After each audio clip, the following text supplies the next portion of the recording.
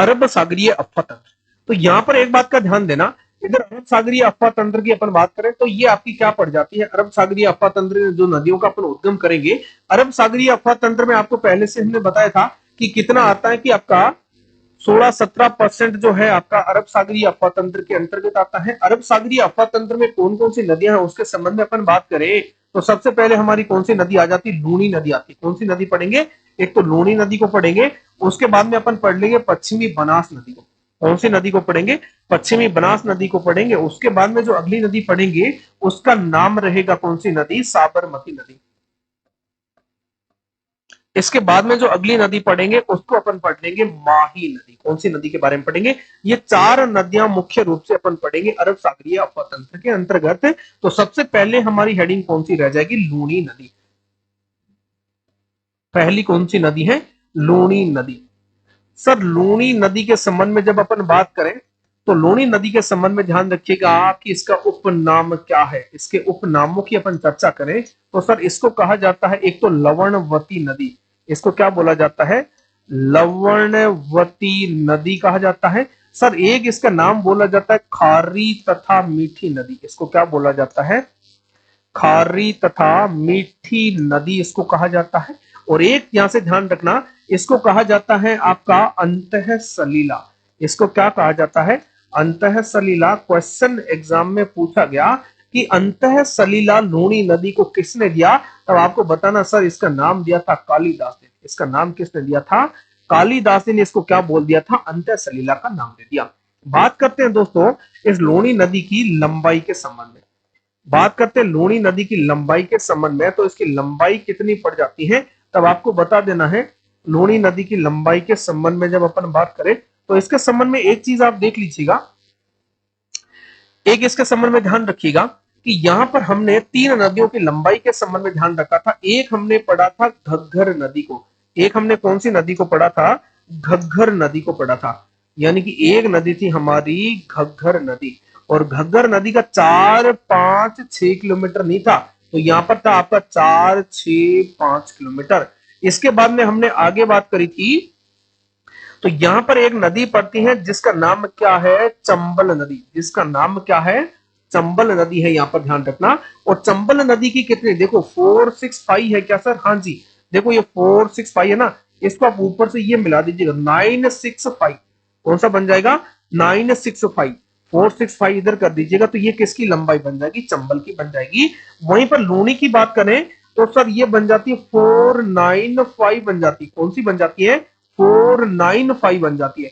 495 का मतलब क्या हो गया, ये लंबाई आपकी बन जाएगी किसकी, लूनी नदी की। किसकी बन जाएगी, ये लूनी नदी की बन जाएगी। और राजस्थान में इसकी बात करें कि सर राजस्थान में इसकी लंबाई कितनी है, तब आपको बताना सर राजस्थान में इसकी 330 किलोमीटर बनती है। कहीं कहीं पर हमको 350 किलोमीटर के रूप में भी ऑप्शन मिल सकता है। तो यहाँ पे 330 या 350 किलोमीटर बताना। 495 की टोटल लंबाई है। और एक बात का ध्यान रखना, हमने जो आपको बनास की लंबाई बताई थी, बनास की लंबाई कितनी हो जाती है कि बनास की लंबाई है 480 किलोमीटर। बनास की कितनी बताई थी, 480। और वैसे ही बनती है बाण गंगा, और बाण गंगा की हमने कितनी बता दी थी, 380 बता दी थी। और आपको पता है कांतली नदी की लंबाई कितनी हो जाती है, 100 किलोमीटर हो जाती है। और काकनेय नदी की हम बात करें उसकी 17 किलोमीटर हो जाती है। तो ऐसे हम सारी नदियों की लंबाई एक ही साथ में याद कर सकते हैं। और बनास नदी को मुझे नहीं पता मैंने वहां पर लिखवाया नहीं लिखवाया, मिस हो गया हो तो, बनास नदी की 512 किलोमीटर भी कही जाती है। नवीनतम सर्वेक्षण के अनुसार बोला जाए तो 512 किलोमीटर इसका ऑप्शन के रूप में आ सकता है, नहीं तो 480 किलोमीटर आपको बता देना है। और 495 किलोमीटर किसकी, लूनी नदी की, जहां से राजस्थान में इसकी 330 किलोमीटर पड़ती है। 965 इसकी कहां पर पड़ जाती है, चंबल नदी की पड़ जाती है। 465 किसकी बन जाती है, घग्गर नदी की पड़ जाती है। 480, 380, कांतली 100, ये 17 किलोमीटर है ना। इस टाइप से आप क्या कर सकते हो, सारी नदियों की लंबाई जो महत्वपूर्ण बनती है उन्हीं को याद करना है, उनको दिमाग में आप क्या कर सकते हो, कोऑर्डिनेट कर सकते हो।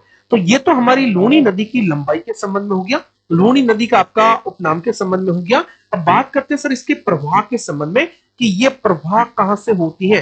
तब आपको पहली बात बतानी है कि सर हमने बात करी थी चंबल, चंबल, बनास और लूनी, ये 3 ऐसी नदियां जो 6 से जिलों से होकर प्रवाहित होती है। तो इसका प्रवाह होता है ना वो 6 जिलों में होता है। कितने जिलों में होता है, 6 जिलों में होता है। अभी अपन मैप बना के इसमें समझ लेंगे, लेकिन अब 6 जिलों के नाम यहाँ पर लिख सकते हैं। जिस टाइप से आप देखते हो सबसे पहला कौन सा हो जाएगा, अपन बात करते हैं सर अजमेर की। अजमेर के बाद में ऊपर ये प्रवेश करती है, कहां पर जाती है, नागौर जिले में जाती है।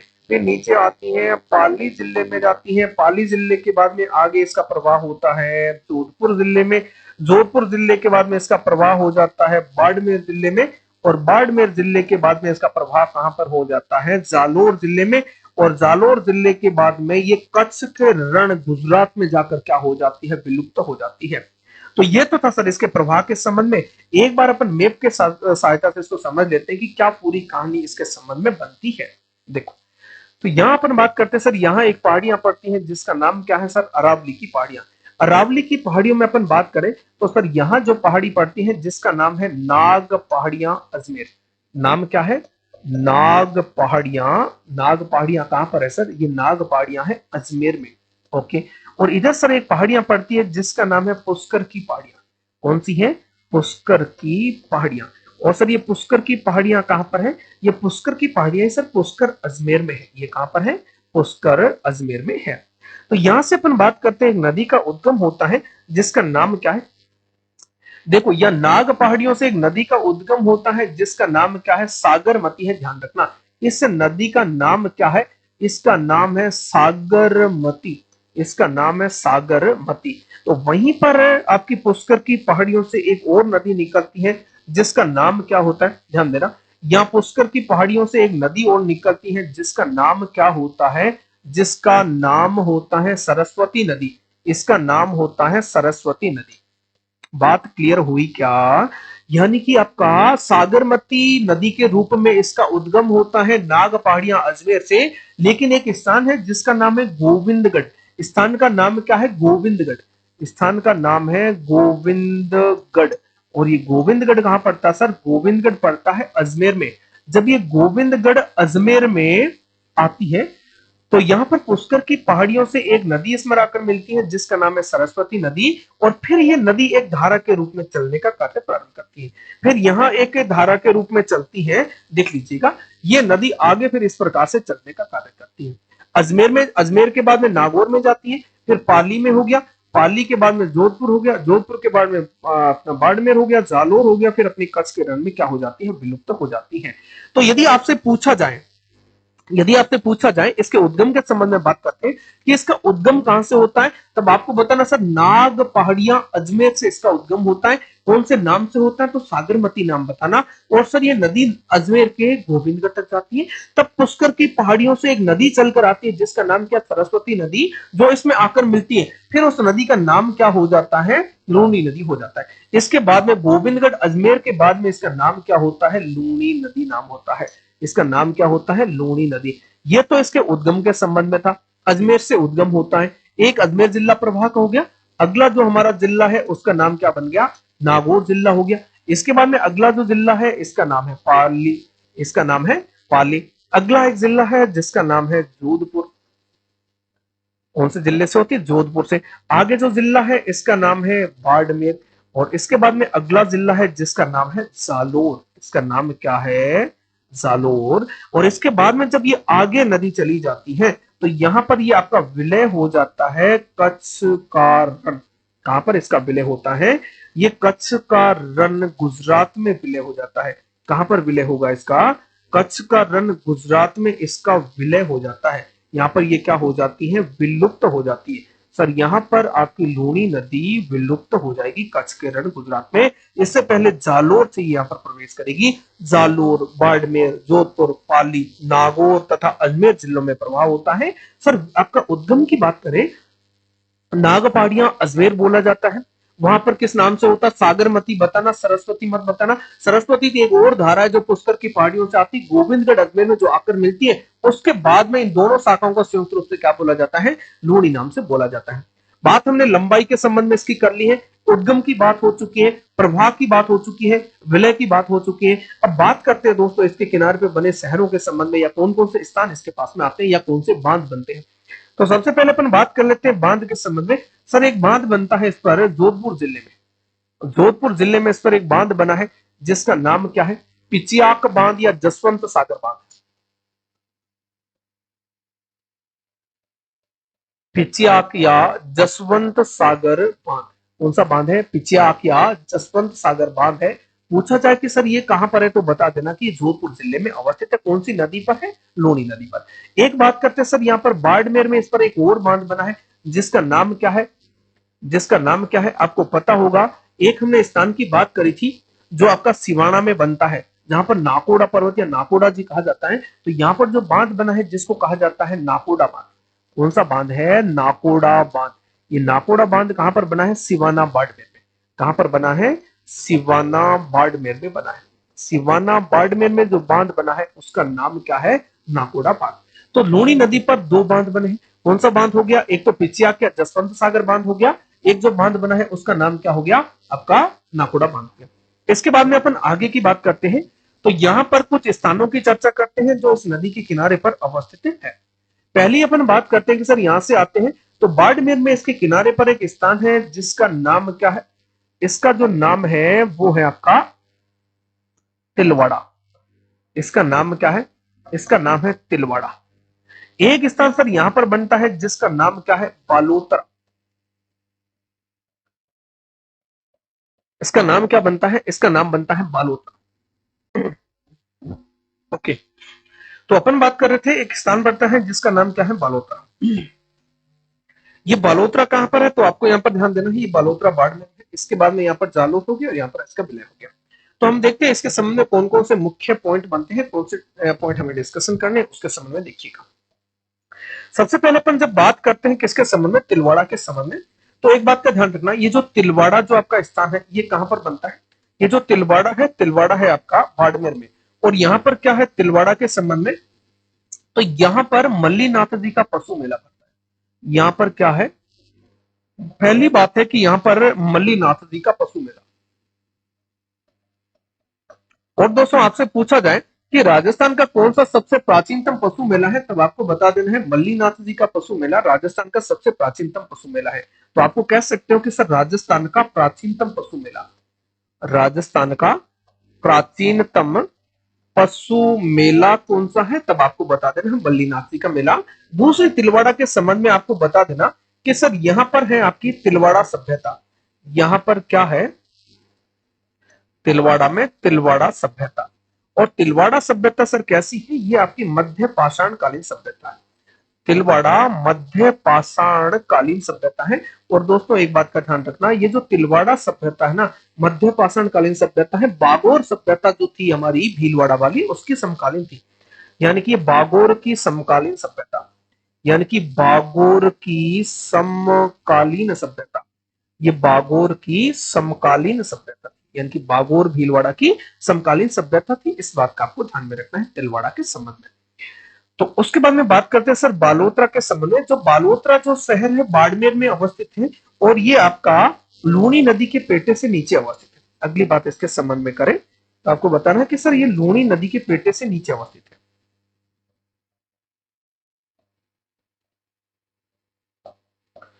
ये लूनी के पेटे से नीचे अवस्थित है और ये लूनी के पेटे से नीचे अवस्थित होने के कारण यहाँ पर बाढ़ की संभावना सर्वाधिक बनी रहती है। तो नीचे अवस्थित है सर, उसका परिणाम क्या होगा? तो बाढ़ की संभावना बनी रहती है। यहाँ पर क्या होता है? बाढ़ की संभावना यहाँ पर बनी रहती है। ये बात आपको ध्यान में रखनी है। कौन सी नदी के संदर्भ में? तो लूनी नदी के संबंध में, जब ये आपकी कहां पर आती है? बालोतरा के पास में आती है। तो एक तो आपकी ये महत्वपूर्ण बात बन गई किसके संबंध में? लूनी नदी के संबंध में। तो बाढ़ की संभावना यहाँ पर बनी रहती है। ये बालोतरा के संबंध में तथ्य ध्यान रखना, यानी कि जहां से लूनी नदी चलती है तो इसके पेटे से नीचे आपका बालोतरा अवस्थित है। तो एक परीक्षा में क्वेश्चन पूछा गया था कि जब आपका नाग पहाड़ियां अजमेर में जब ज्यादा बारिश होती है तो कौन सी आपके स्थान के डूबने की संभावना सबसे पहले बन जाएगी? ये क्वेश्चन इनडायरेक्टली पूछा गया था। ये क्वेश्चन ऐसे पूछा जाता था पहले कि कौन सा शहर घग्गर ये अपना लूनी नदी के पेटे से नीचे अवस्थित है। अब इनडायरेक्टली पूछ लिया सर नीचे है तभी तो उसके डूबने की संभावना सबसे पहले और ज्यादा बन जाएगी। तो वो आपकी किसकी बन जाती है? बालोतरा की बन जाती है। सर ऐसा का ऐसा स्थान हमने देखा था आपका तलवाड़ा तथा हनुमानगढ़ घग्गर नदी के संबंध में। वो भी दोनों स्थान आपका घग्गर नदी के पेटे से नीचे अवस्थित होने के कारण बाढ़ से सर्वाधिक संभावित प्रदेश थे। तो उस नदी के संबंध में आपको कौन सा ध्यान रखना है, तलवाड़ा ध्यान रखना है और हनुमानगढ़ ध्यान रखना है। यहां पर आपको बालोतरा ध्यान रखना है लूणी नदी के संबंध में। और एक बात और बता देते हैं, जालोर में इसके प्रवाह को क्या बोला जाता है, जालोर में इसके प्रवाह को बोला जाता है रेल या नेहड़ा बोला जाता है। रेल या क्या बोला जाता है, नेहड़ा बोला जाता है। कहां पर, जालोर में। ओके, एक बात का यहां पर ध्यान रखना। और सर दूसरी बात अपन करते हैं, लूणी नदी का जो प्रवाह क्षेत्र है ना, उसको बोला जाता है गोड़वाड़ बेसिन। क्या बोला जाता है, गोड़वाड़ बेसिन। गोड़वाड़ बेसिन क्या है, यदि आपसे पूछा जाए, यदि आपसे पूछा जाए कि सर गोड़वाड़ बेसिन क्या है, तब आपको सिंपली बताना है लूनी का प्रवाह क्षेत्र। क्या बता देना है, लूनी का जो प्रवाह क्षेत्र है, लूनी का जो प्रवाह है। मुख्य रूप से यदि जिलों का नाम यदि आपसे पूछा जाए, तब आपको बता देना है जालोर प्लस पाली। कौन सा बता देना है, यानी कि जालोर प्लस पाली, ये आपका क्या है, लूनी का प्रवाह क्षेत्र। क्योंकि लूनी की जो मुख्य सहायक नदी है जिसका नाम है जवाई, जो पाली से होकर आती है, तो इसके प्रवाह क्षेत्र को क्या कहा जाता है, गोड़वाड़ बेसिन कहा जाता है। साथ ही साथ आप इसमें बाड़मेर, साथ ही साथ आप इसमें बाड़मेर प्लस किसको ऐड कर सकते हैं, जोधपुर को ऐड कर सकते हैं, यदि ऑप्शन के रूप में इस टाइप से आए तो। और दूसरा एक बात का ध्यान रखना, ये जो गोड़वाड़ बेसिन है या फिर जो लूनी का प्रवाह है, इसके जो उत्तर वाला प्रदेश है ना, यानी कि लूनी के जो उत्तर वाला प्रदेश, उसको क्या बोला जाता है, थली प्रदेश बोला जाता है।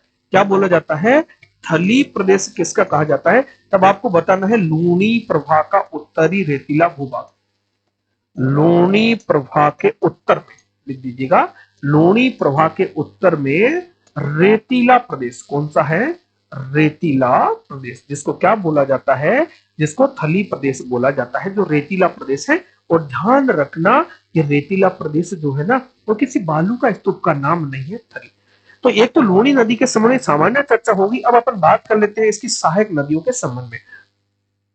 जब भी बात करें इसकी सहायक नदियों के संबंध में, तो अपन दो तरह की नदियां पढ़ते हैं। तो सबसे पहले पढ़ते हैं इसकी दाई सहायक नदी। कौन सी बात करते हैं, दाई सहायक नदी। ओके, तो यहां से मैं बना देता हूं कौन सी नदी के बारे में। ये आपकी नदी ही इधर से निकलती है, जिसका नाम क्या बन जाता है, लूनी नदी। इस टाइप से ये चलने का कार्य। तो जब ये आपकी जोधपुर जिला यहां पर बनता है, और यहां पर ध्यान देना, लूनी की एकमात्र सहायक नदी है जो इसके दाहिनी तरफ से आकर मिलती है, जिसका नाम क्या है, जोजड़ी। यानी कि दाई तरफ से सहायक नदी की बात करूं तो एक नदी है सर जिसका नाम है जोजड़ी, जिसका नाम क्या है, जोजड़ी नदी। ये जोजड़ी नदी कहां से निकलती है, ये निकलती है पोंडलू गांव की पहाड़ियां। ये कहां से निकलती है, पोंडलू गांव की पहाड़ियां। पोंडलू गांव की सर पहाड़ियां कहां पड़ती है, तो पोंडलू गांव की पहाड़ियां पड़ती है नागौर में। कहां पर पड़ती है, नागौर में पड़ती है। तो आपको एक बात बता देना सर, ये जोजड़ी नदी है ना, तो इसके संबंध में देख लीजिए, पहला महत्वपूर्ण पॉइंट है एकमात्र, ये एकमात्र दाई सहायक नदी। पहला पॉइंट क्या है, एकमात्र दाई सहायक नदी। सर दूसरी कोई भी इसके दाई तरफ से सहायक नदी नहीं आएगी, ये महत्वपूर्ण बात है। दूसरी बात इसके संबंध में आपको यह ध्यान रखना है कि एकमात्र सहायक नदी, एकमात्र सहायक नदी जो अरावली से उद्गमित नहीं होती, जो अरावली से उद्गमित नहीं होती, जो अरावली से उद्गमित नहीं होती, यानी कि बाकी सारी की सारी जो सहायक नदियां इधर वाली होगी ना, वो अरावली की छोटी बड़ी पहाड़ियों से उद्गमित होगी। लेकिन ये एकमात्र ऐसी नदी है जिसका उद्गम अरावली की पहाड़ियों से नहीं होता, पहली बात। दूसरी ये ऐसी है जो एकमात्र दाहिनी तरफ से आकर मिलती है, बाकी सारी की सारी कहां से मिलती है, बाई तरफ से आकर मिलती है। और आपका कहां से उद्गम होता है, पोंडलू गांव की पहाड़ियां। नाम है इसका कौन सी नदी, जोजड़ी नदी। आगे चर्चा करते हैं इसके संबंध में। जब सर ये विलय कहां पर करती है, तब आपको बताना कि सर ये करती है आपके जोधपुर जिले में। कहां पर करती है, जोधपुर जिले में। तो यहां पर क्या बनाया जा रहा है, एक रिवर फ्रंट विकसित किया जा रहा है जोधपुर जिले में। इस पर क्या किया जा रहा है, रिवर फ्रंट विकसित किया जा रहा है। तो यहां पर एक बात का ध्यान देना, इस पर किया जा रहा है रिवर फ्रंट विकसित किया जा रहा है, इस पर रिवर फ्रंट विकसित किया जा रहा है। कहां पर किया जा रहा है सर, ये आपका जोधपुर में किया जा रहा है। Very good. ये कौन सी नदी के तर्ज पर किया जा रहा है, तब आपको बता देना कि सर साबरमती नदी की तर्ज पर, साबरमती नदी की तर्ज पर इस पर क्या किया जा रहा है, रिवर फ्रंट विकसित किया जा रहा है। जोधपुर जिले के अंतर्गत किया जा रहा है। और कौन सी नदी पर हो रहा है, जोजड़ी नदी पर हो रहा है, जो एकमात्र दाहिनी तरफ से मिलने वाली, एकमात्र अरावली से नहीं निकलने वाली, जिस पर रिवर फ्रंट विकसित किया जा रहा है, साबरमती नदी के तर्ज पर किया जा रहा है। तो ये आपकी दाईं तरफ से मिलने वाली जोजड़ी नदी के संबंध में फैक्ट थे।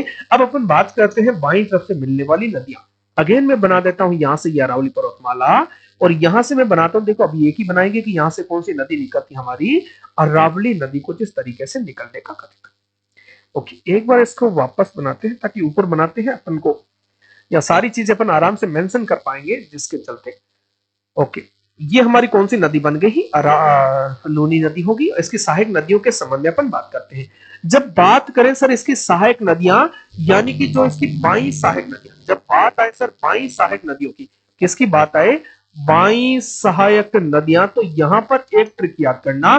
तो यहां पर बता देना कि सर एलबीएम, नाम क्या है, एलबीएम एसजेएस, क्या है, एलबीएम एसजेएस इसकी सहायक नदियां हैं। सर एल से क्या बता देना, एल से बता देना लीलड़ी।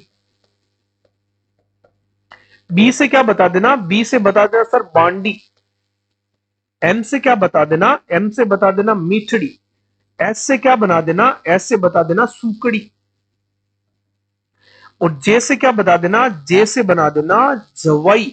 और एस से क्या बना देना, सागी। तो ये सहायक नदियां हैं जो बाईं तरफ से क्रमशः आकर मिलती हैं। यानी कि ये नदियां कैसी हैं, ये क्रमशः इसमें आकर मिलती है, क्रम से इनका नाम हमने दे दिया है। और सब जब भी नाम आए बी, तो बी के साथ में कर देना जी, अरे क्या कर देना, बीजी। यानी कि बांडी की सहायक नदी कौन सी है, गुहिया। बांडी की सहायक नदी कौन सी बन जाएगी, बांडी की सहायक नदी बन जाएगी गुहिया। बांडी की कौन सी बन जाएगी, गुहिया सहायक नदी बन जाएगी। और जे जहां पर भी आएगी, जे के साथ में क्या ऐड कर देना, जेके। यानी कि जवाई के साथ में एक और नदी आती है जिसका नाम क्या है, कैसे, खारी नदी, जिसका नाम क्या है, खारी नदी। ये आपकी मुख्य नदियां हैं। इनके साथ में कुछ सहायक नदियां जो हमें पढ़नी होगी, उनके संबंध में एलबीएम एसजेएस, इस चीज को आपको ध्यान में रखना है। अगली बात करते हैं, यहां से मिलने वाली नदियों को अपन क्रम से देखते जाते हैं। सर पहली नदी कौन सी बन जाएगी, लीलड़ी नदी। तो यहां से बात करते हैं सर, यहां पर अरावली के अंतर्गत पहाड़ियां पड़ती हैं जिसका नाम है जवाजा की पहाड़ियां। कौन सी पहाड़ियां हैं, जवाजा की पहाड़ियां। यानी कि जवाजा की पहाड़ियां कहां पर है सर, ये जवाजा की पहाड़ियां पड़ती है अजमेर में। जवाजा की पहाड़ियां कहां पर है, अजमेर में। वहां से एक नदी का उद्गम होता है, वहां से एक नदी का उद्गम होता है जिसका नाम क्या है, लीलड़ी नदी। इस नदी का नाम क्या है, लीलड़ी नदी। बस इतनी सी बात का ध्यान रखना है, इसका नाम है लीलड़ी नदी। और यहां पर आकर ये क्या कर जाती है, विलय कर जाती है पाली डिस्ट्रिक्ट में। इसके बाद में अपन आगे की बात करते हैं, तो एल के बाद में आ जाते हैं कि बी, बी से क्या बन जाएगी, बांडी नदी। बी से क्या बन जाएगी, बी से आपकी बन जाएगी बांडी नदी। और बांडी नदी का उद्गम कहां से होता है, इसको देखिएगा। नदी का नाम क्या है, बांडी नदी। और इसका उद्गम देखो, लीलड़ी का ये उद्गम हो गया। बांडी नदी की बात करें तो बोम्बादरा बांध है, क्या है, बोम्बादरा बांध है। और बोम्बादरा बांध कहां पर है, पाली में सर। बोम्बादरा बांध पाली के पास से इस बांडी नदी का उद्गम होता। वैसे बांडी, वैसे बोम्बादरा बांध। और बांडी में दो शब्द आते हैं, तो इसके किनारे पर दो शब्दों वाला पाली शहर अवस्थित है। अरे कौन सा अवस्थित है, तो पाली शहर इसी के किनारे पर अवस्थित है। आगे चलते हैं, तो बांडी के साथ में ध्यान रखना हेमा बांडी, क्या याद रखना, हेमा बांडी।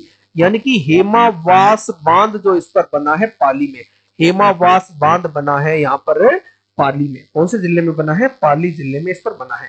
तो यहां पर बांध बना है पाली जिले में, हेमावास बांध बांडी नदी के संबंध में। इतनी सी बात आपको ध्यान में रखनी है। और बांडी की एक सहायक नदी है जिसका नाम क्या है, गुहिया नदी। जिसका नाम क्या है, गुहिया नदी। इसका नाम है गुहिया नदी। इसका नाम बन जाएगा गुहिया नदी। तो गुहिया किसकी सहायक नदी है, बांडी की सहायक नदी है, दाहिनी तरफ से आकर मिलती है, नाम है गुहिया। बांडी के किनारे पर सर पाली अवस्थित है, और बांडी पर हेमावास बांध अवस्थित है। और बांडी नदी कहां से निकलती है, बोम्बादरा बांध से निकलती है। विलय कहां पर कर जाती है सर, ये जो विलय करती है ना, ये जो विलय करती है वो करती है जोधपुर तथा पाली की सीमा पर। इधर आपका कौन सा बन जाता है, जोधपुर बन जाता है। और इधर कौन सा बन जाता है, पाली बन जाता है। तो जोधपुर तथा पाली की सीमा पर कौन सी नदी आकर विलय कर जाती है, तो वो आपकी बांडी नदी करती है। हेमावास बांध पाली में बना है बांडी नदी पर, और गुहिया इसकी सहायक नदी है। पाली शहर कौन सी नदी के किनारे पर है, तब आपको बांडी बताना। तो एल हो गया, बी हो गया। उसके बाद में बात करते हैं मीठड़ी नदी के बारे में। किसकी बात करते हैं, सर मीठड़ी नदी के बारे में बात करते हैं। बस इसका इतना सा ध्यान रखना सर, ये पाली से निकलती है। इसका उद्गम कहां से होता है तो बताना, पाली से उद्गम होता है। और ध्यान रखना आगे जो भी नदियां आकर मिलेगी सारी कहां पर मिल जाएगी, बाड़मेर जिले में मिल जाएंगे। तो यहां पर इसका उद्गम विलय कहां पर हो जाता है सर, बाड़मेर में हो जाता है। किसका, आपका बांडी नदी का।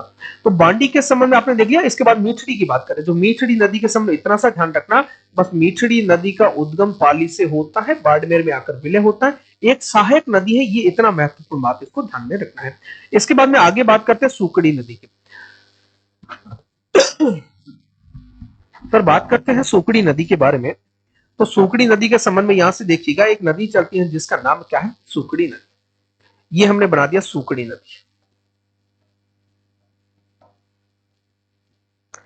सर सुकड़ी नदी के संबंध में ध्यान रखिएगा, इसका उद्गम भी कहां से होता है, पाली जिले से होता है। पाली से इसका उद्गम होता है। और यहां पर जब चलती है तो इसके किनारे पर एक शहर अवस्थित है पाली में, जिसका नाम है सोजत। जिसका नाम क्या है, सोजत। सर जो सोजत पाली जिले का जो है, इसके किनारे पर अवस्थित है, पहली बात। दूसरी बात, जब ये आगे चलती है तो एक और शहर आता है जिसका नाम क्या है, जालोर। सर जालोर जो आपका शहर अवस्थित है वो कौन सी नदी पे है, सुकड़ी नदी के किनारे पर अवस्थित है। एक ध्यान रखना, यहां पर जालोर में एक इस पर बांध बना है जिसका नाम क्या है, बांकली बांध। जिसका नाम क्या है, बांकली बांध है। ध्यान रखना, बांकली बांध कहां पर बना है, जालोर में बना है। बांकली बांध कहां पर बना है, जालोर में बना है। और ध्यान रखना, ये बांकली बांध कौन सी नदी पर है तो बताना, सुकड़ी नदी। सुकड़ी 3 आ गया, सोजत 3 आ गया, जालोर 3 आ गया, बांकली 3 आ गया। और ध्यान रखना, इसका विलय जहां पर होता है उस स्थान का नाम क्या है, समदड़ी। सुकड़ी कहां मिलती, समदड़ी में मिलती। कहां मिलती, समदड़ी। और आपको पता होगा समदड़ी में संत पीपा का मंदिर बना है। संत पीपा का क्या बना है, मंदिर बना है। आगे अपन बात करते हैं और कौन सी नदी के बारे में, सुकड़ी नदी हो गया। जवाई नदी के बारे में बात करते हैं। तो यहां से एक नदी चलती है जिसका नाम क्या है, जवाई नदी। ये भी बाड़मेर में आकर मिलती है। नदी का नाम है जवाई।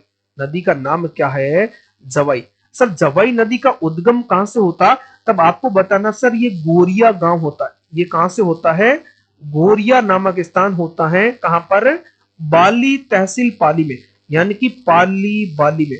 ये कहां पर है, पाली बाली में। बाली तहसील है पाली की, गोरिया गांव है, वहां से एक नदी का उद्गम होता है। नाम है क्या इसका, जवाई। सर जवाई में सुमेरपुर, सुमेरपुर पाली में इस पर एक बांध बना है जिसका नाम क्या है, जवाई बांध। नाम क्या है, जवाई बांध बना है। जवाई बांध कहां पर बना है सर, ये सुमेरपुर पाली में बना है। ये कहां पर बना है सर, ये बना है सुमेरपुर पाली में। ओके, एक आपको ध्यान रखना, एसी। क्या ध्यान रखना, ए सी। यहां पर ए ध्यान रखना, यहां पर सी, यानी कि ए से ध्यान रखना एरिनपुरा। ए से क्या है, एरिनपुरा। और सी से ध्यान रखना शिवगंज। सी से ध्यान रखना शिवगंज। ये दोनों शहर कौन सी नदी के किनारे पर अवस्थित हैं तो बताना, जवाई नदी के किनारे पर अवस्थित है। कौन सी नदी के किनारे पर अवस्थित है, जवाई नदी के किनारे पर अवस्थित है। शिवगंज तथा एरिनपुरा दोनों कौन सी नदी के किनारे पर अवस्थित है, जवाई नदी के किनारे पर है। और जवाई नदी पर पाली में कौन सा बांध बना है, सुमेरपुर पाली में जवाई बांध बना है। और सर इस बांध के बारे में अपन बात करें तो ये आपका पश्चिमी राजस्थान का सबसे बड़ा बांध। तो ये बांध है ना, पश्चिमी राजस्थान का सबसे बड़ा बांध है। जिसका निर्माण किसने करवाया था, जिसका निर्माण करवाया था महाराजा उमेद सिंह के द्वारा। किसके द्वारा होता है, इसका निर्माण करवाया जाता है महाराजा उमेद सिंह के द्वारा करवाया जाता है। और ये पश्चिमी राजस्थान का सबसे बड़ा बांध है। इसे कहा जाता है मारवाड़ का अमृत सरोवर। इसे क्या बोला जाता है, मारवाड़ का अमृत सरोवर कहा जाता है। इसे मारवाड़ का अमृत सरोवर कहा जाता है। और यहां पर ध्यान रखना, इसको जलापूर्ति कहां से होती है। यदि आपसे पूछा जाए कि जवाई बांध को जलापूर्ति कहां से होती है, तब आपको बता देना कि सर आपका उदयपुर के कोटड़ा तहसील में एक सेई नदी पर सेई बांध बनाए हैं और वहां से सेई परियोजना संचालित की जाती है। तो बता देना कि सर सेई परियोजना द्वारा और सेई परियोजना कौन सी नदी पर है? सेई नदी पर है, कोटड़ा तहसील है, उदयपुर में है। वहां पर बांध बनाए गए, परियोजना चलाई गई, सुरंग के माध्यम से पानी पीछे पहुंचाया जाता है, फिर आगे नहर के माध्यम से पानी कहां पर जाता है? आपका जवाई बांध में जाता है, सेई परियोजना के माध्यम से। ये महत्वपूर्ण है। पश्चिमी राजस्थान का सबसे बड़ा होने के कारण इसे मारवाड़ का क्या बोला जाता है? अमृत सरोवर बोला जाता है। उम्मेद सिंह ने इसका निर्माण करवाया था। सुमेरपुर पाली में अवस्थित है। जवाई नदी पर है। जवाई नदी का उद्गम घोरिया गांव पाली से होता है। और उसके बाद में हमने कहा था एरिनपुरा और शिवगंज भी इसी नदी के किनारे पर अवस्थित है। एक बात कर लेते हैं, इसकी एक सहायक नदी बनती है जिसका नाम क्या है? जिसका नाम है खारी नदी, है ना। यानी कि आपका इस टाइप से मैं इधर बना रहा हूं, ध्यान रख लेना। इसकी एक सहायक नदी है जिसका नाम क्या है? जे के साथ में हमने के बनाया था कि खारी सहायक नदी है किसकी? तो खारी सहायक नदी है जवाई नदी की। अगली अपने एक लास्ट इसकी नदी बन जाती है, उसके बारे में अपन चर्चा कर लेते हैं, जिसका नाम क्या है? सागी नदी। जिसका नाम क्या है? सागी नदी। तो बात करते हैं सागी नदी के संबंध में। तो जो सागी नदी है वो आपकी, इसका विलय भी कहां पर होता है? बाड़मेर में विलय हो जाता है। बाड़मेर में विलय हो जाता है। सर उद्गम बताइए ना। इसका जो उद्गम होता है ना वो जसवंतपुरा की पहाड़ियों से होता है। यानी कि जसवंतपुरा की पहाड़ियां, जसवंतपुरा की पहाड़ियां कहां पर है सर? ये जालोर में पड़ती है। जसवंतपुरा की पहाड़ियां कहां पर पड़ती है? जालोर में इसका उद्गम होता है। लेकिन हरिमोहन सक्सेना के अनुसार इसका उद्गम कहां से होता है? ध्यान रखना, बहुत ही महत्वपूर्ण है। तो ये कहता है कि सर सिरोही की पहाड़ियों से होता है। कहां से होता है? सिरोही की पहाड़ियों से होता है। सिरोही की पहाड़ियां ये कहां पर दे रखा है? ये कहते हैं हरिमोहन सक्सेना, यानी कि एचएम सक्सेना, जिसको लेके आप क्या कर सकते हो? आपत्ति दर्ज करवा सकते हो राजस्थान सरकार के द्वारा ऑथेंटिकेटेड जिसको माना गया बुक को, हरिमोहन सक्सेना को। वो बताते हैं सिरोही की पहाड़ियां। लेकिन क्वेश्चन भी जब भी पूछा गया जसवंतपुरा की पहाड़ियों को लेकर पूछा गया, दरअसल में वहीं से इसका क्या होता है? उद्गम होता है। लेकिन यदि क्वेश्चन किस आधार पर बने, हरिमोहन सक्सेना के आधार पर बने, तो आपको ये सिरोही की पहाड़ियां ऑप्शन के रूप में देखने को मिल सकता है, ध्यान रखना। तो ये बात कर रहे थे सागी नदियों के संबंध में। और जितनी भी जो सहायक नदियां थी, कौन सी नदी के ऊपर? लूणी नदी के ऊपर। उद्गम कहां से होता? विलय कहां से होता? प्रवाह होता। किनारे शहर हो गया और सभ्यता होगी, बांध बने होंगे, दाई तथा बाई सहायक नदियां होगी, रिवर फ्रंट हो गए, बांध हो गए। सारी चीजें हमने डिस्कशन कर ली किसके संबंध में? लूणी नदी के संबंध में।